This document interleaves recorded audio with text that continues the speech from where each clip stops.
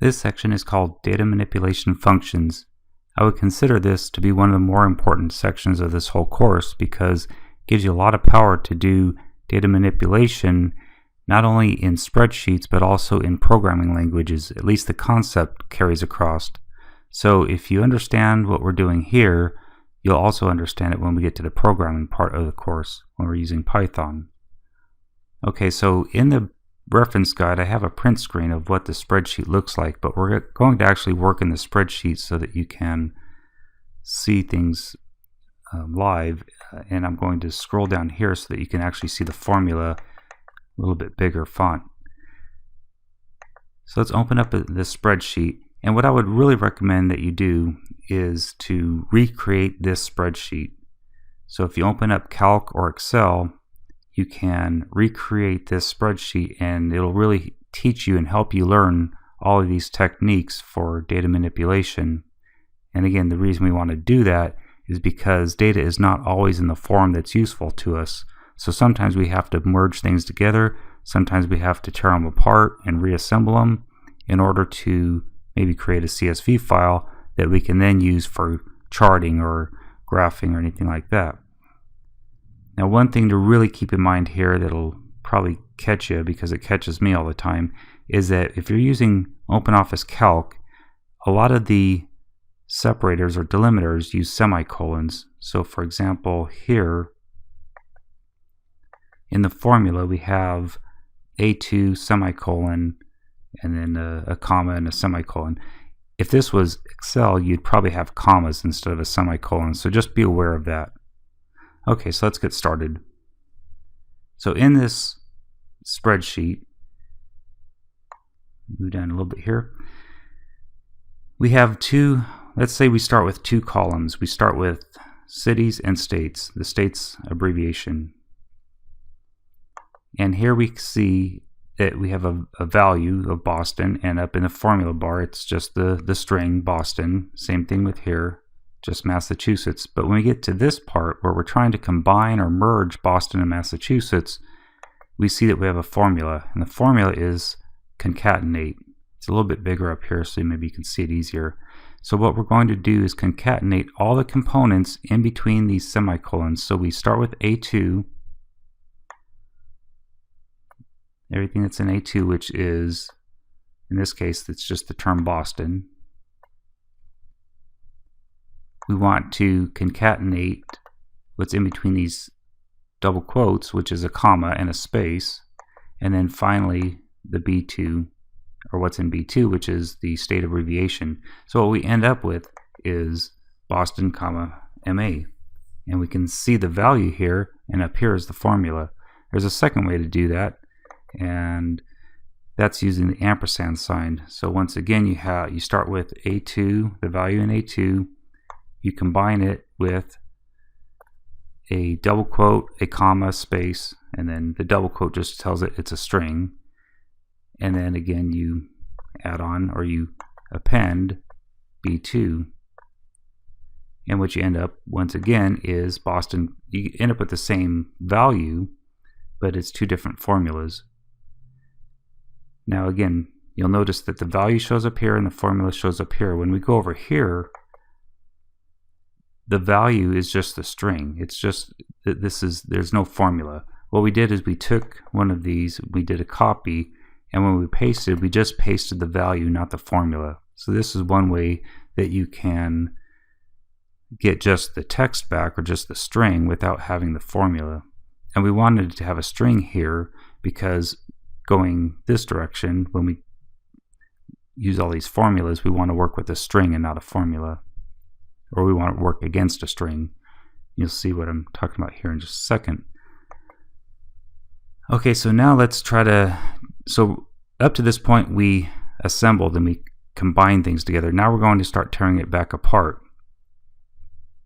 So one of the first things we typically need to do is be able to find something so we can give it a starting point. So we can give a formula a starting point.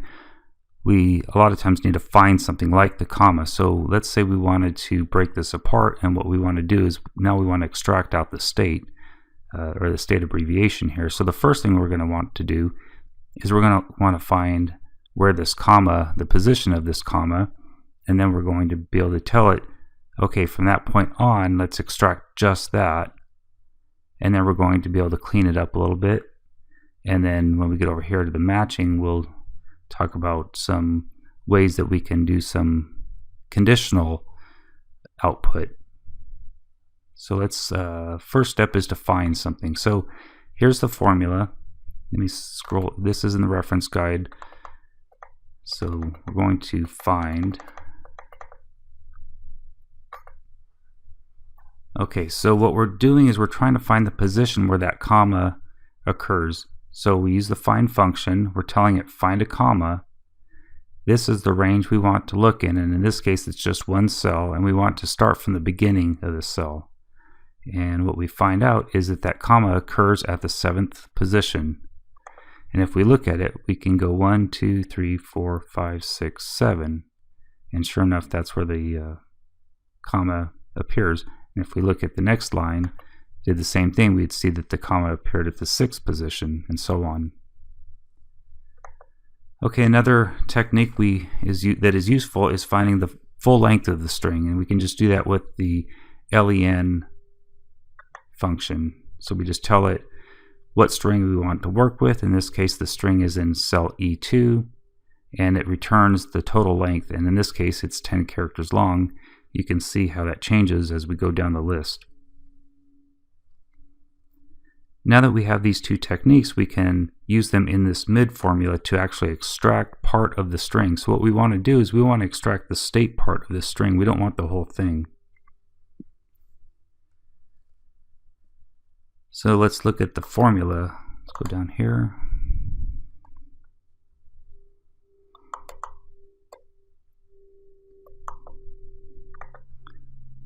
Okay, so now we can see in the formula it requires 3 components. First, we need to tell it the text to work with, or the range.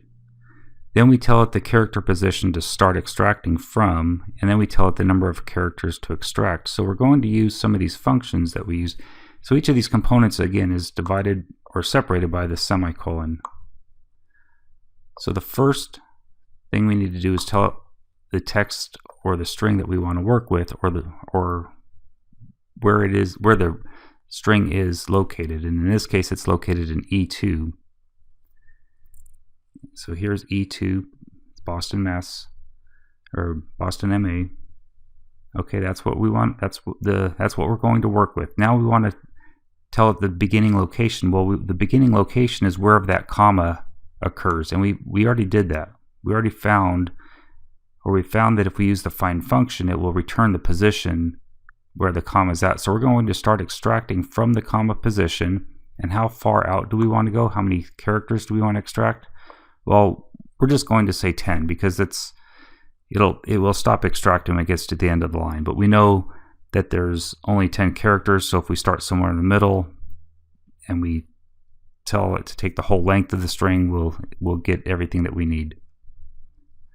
So we could potentially say length minus this position here and get the exact character count, but not really required in this instance. So again, we want to look in E2, we want to find the comma position, and from that comma position we want to extract 10 characters because the length of the cell is 10 characters. What's actually going to happen is it's only going to extract up to the end of the string, so it won't take quite 10 characters. Okay. Another thing we might want to do is maybe we want to replace something. So in this case, the formula is replace, or the function is replace, and the formula is, once again, we want to tell it the string that we want to work with, and in this case it happens to be located in H2. We want to tell it the character position to start replacing, the number of characters to remove, and then the new replacement text. So what this really boils down to is we just want to replace the comma with nothing. So we're going to find that. We're going to tell it. We're going to tell it what text we want to work with. We're going to tell it start from position 1, go over position 1, and just replace whatever's there, which happens to be the comma, with nothing. And so what we end up with is a blank space and then MA. So it removes the comma, and we end up with this. So this is maybe not the best example of something that you'd want to replace, but maybe you'd have an instance where you'd want to replace MA with the whole word Massachusetts. That would probably be a better example, but for this exercise, it just demonstrates the components of the formula here. Okay, the next thing you might want to do is clean up that information or that data. So what we do with the trim function is we remove any white space. So what this trim function really does, and it's just the function, and then you pass in the string or the location of the string, which in this case is I2, and trim will remove any white space like a space, a tab, a carriage return. It will just clean up that, so all you're left with is the character text. Okay, now those are a few techniques that you can use to manipulate the data, to clean it up, to put it in a format that would be useful for you. Other things that you might want to do is to determine if a condition is met, then do something else. And this kind of gets into some programming logic. And so this is maybe the first step in understanding programming, or at least the way to approach certain problems. So starting to get into some if-then statements, or some logic where if something is true, do one thing, and if it's false, then do something else. So that's kind of what this match function does. What we're saying here, let me scroll down so you can see this.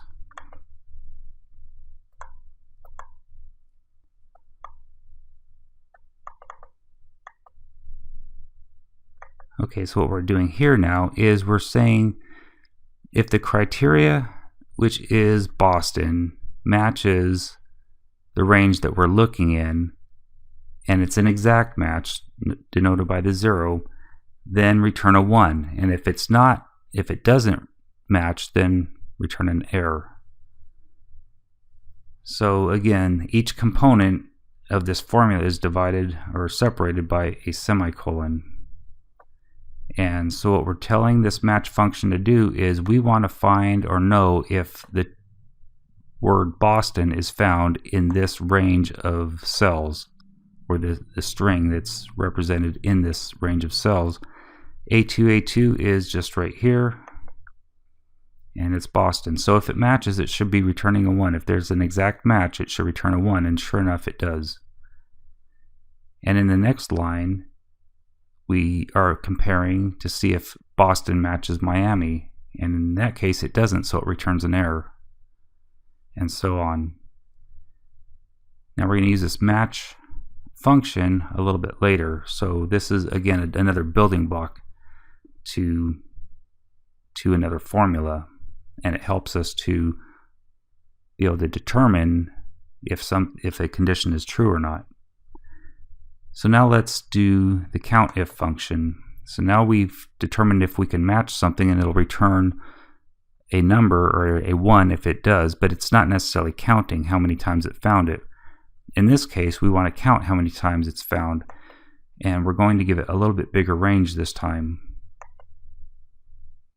So here you see that we just had a 1-cell range. Down here when we're doing COUNTIF, we're going to look between E2 and E11, so it's going to look in all of these cells, and if it finds a match, it's going to count it. So our match criteria is going to be E2, and we're going to look through this whole range. So for this, let's see here. So here's the formula. Here's the range that we're going to look in, and here's the value that we're looking for. The value we're looking for is an E2, so that's Boston, Mass. So if we visually look at this and we go through it, we see Boston MA is here, and it's not here, but it's here again. So we've found it twice. If we look for Miami and we look through this list, we only see Miami once. and so on. And so this count if formula, sure enough, it finds Miami twice, or I'm sorry, Boston twice, Miami once, Dallas once, all the way down. When it gets to Boston again, it finds it twice in the list because it's there. So this is a good way to count the number of occurrences that that matches certain criteria. Now we're going to go even further with this and look at an if statement.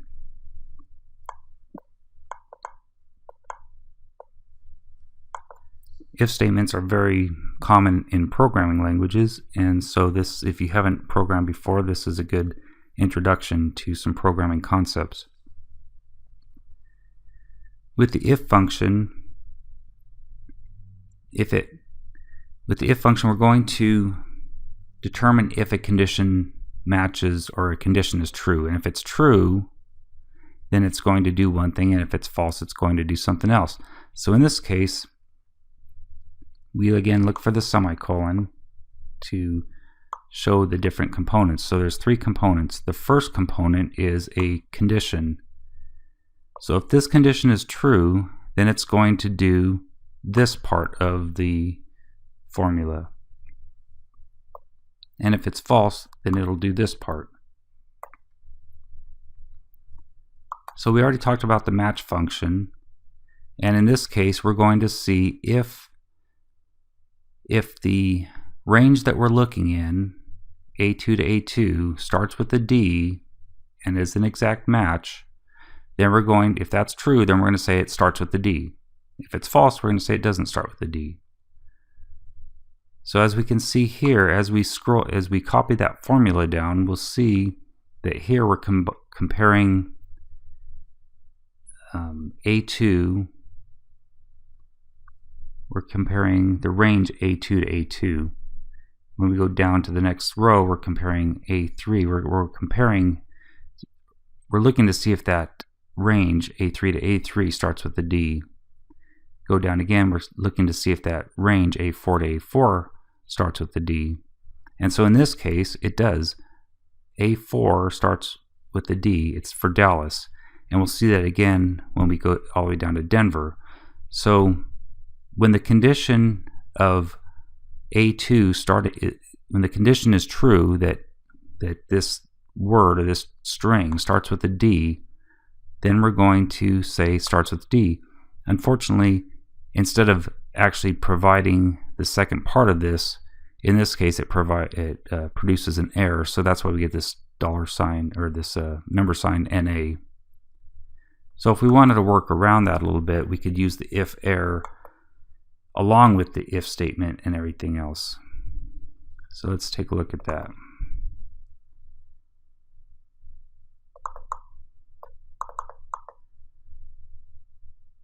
Okay, so in this case, it gets a little bit more complicated. So what we're doing is we're providing a condition, and we're saying if an error is returned, then it would be true. So if an error is returned, then it doesn't start with D. So this is kind of the reverse of what we did before. And then if it doesn't have an error, then it starts with D. So we can use this isError function. So the bottom line here is that you see that a lot of these functions start to build on one another, and we can use them and mix and match them in order to get whatever result we're looking for. So these are just a few ways that we can manipulate data using a spreadsheet. Now again, I would highly recommend that you would take the time to try to recreate this spreadsheet. You have what it looks like, and you have all the instructions here in the reference guide. And if you can do all these things, you'll be very well positioned to do these things in a programming language, because all the syntax would be slightly different. The concept is pretty much the same. And these techniques I've used many times to extract data out of different sources and to recombine them into something that's more usable and manageable. And so again, this I think is one of the more important things that you can learn in this course, because it will apply to so many different technologies and situations, and you'll see the payoff as you get more and more into using different information technologies. Okay, let's continue on with another skill that will come in useful at times, and that's to eliminate duplicates within the same column. So as you see over here, we have that same list of cities.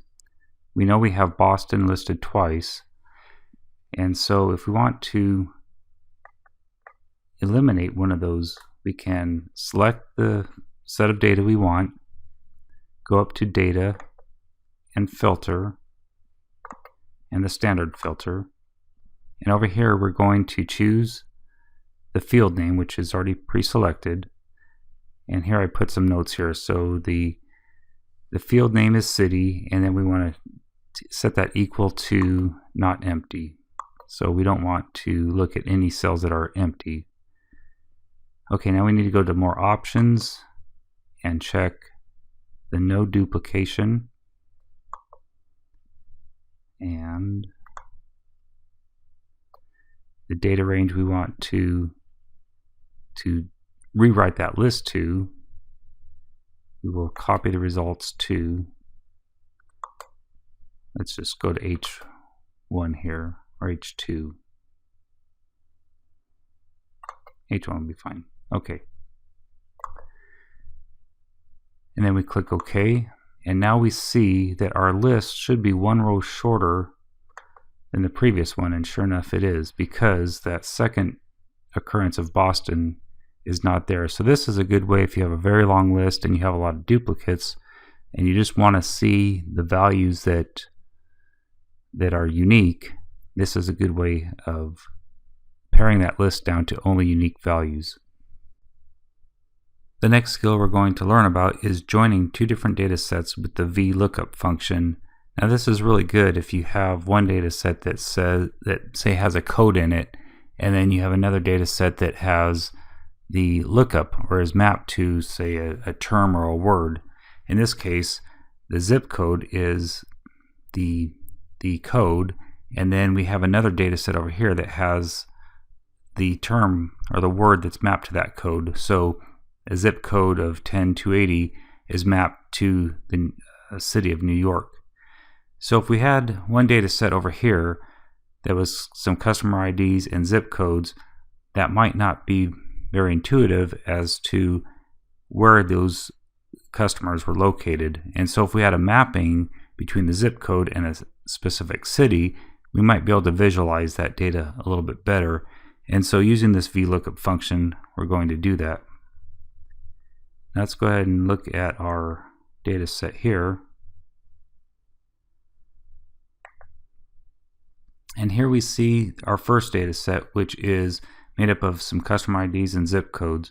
Now I've already populated the formula here, and we'll take a look at that in a second.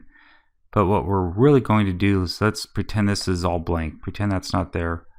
And what we want to do is be able to map this code or this number to this city. So we have a second data set under this tab, the lookup key.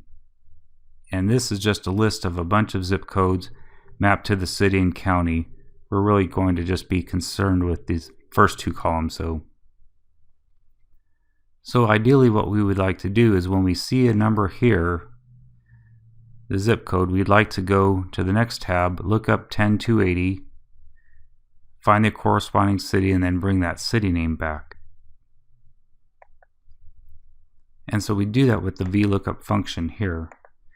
Take a look at the function. You can, once you're clicked in that cell, you can click the function button there, and we'll tell you all the components, the search criteria, where to look for the range to look in, and then what column to choose. And in this case, it'll be the second column. So what we're doing is saying search B2 in this worksheet here.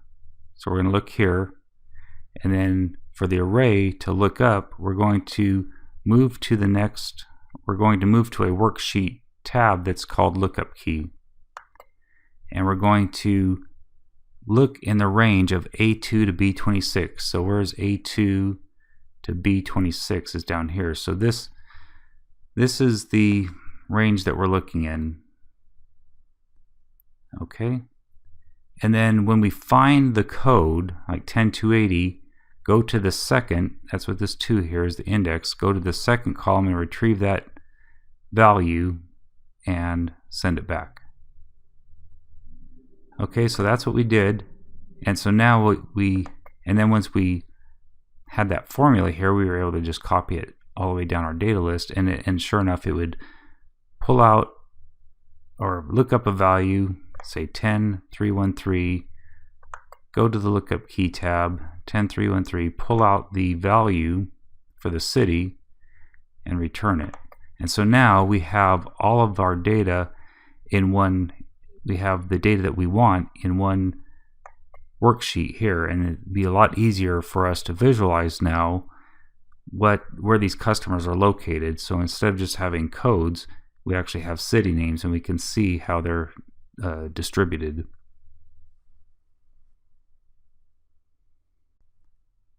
The last skill we'll talk about in this section is how to split a field. This is very common when you have something like a city and a state already combined and you want to split them out between two different fields. We've already done something like this, but I just wanted to reiterate this point. Now let's go ahead and take a look at this spreadsheet itself. And as you notice here, we have the string here, San Diego, California, and the rest of the states or cities and states. Now one thing I did here, let's copy that and put it into a notepad so you can see it a little bit better. Again, we're using the mid function to extract a portion. So let's take a look at it here, break the formula down a little bit more.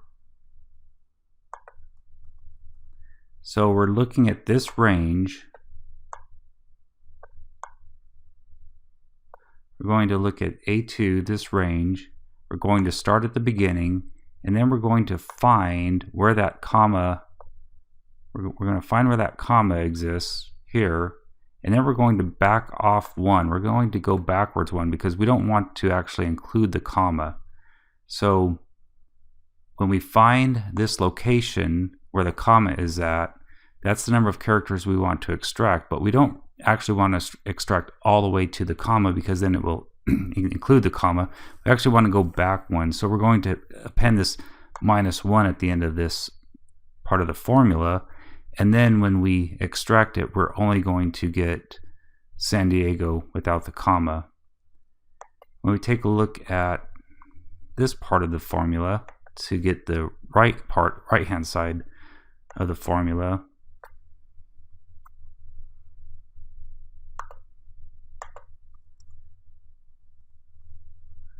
we'll kind of split it out a little bit more so it's a little more clear. Again, the semicolons separate the different components of the formula.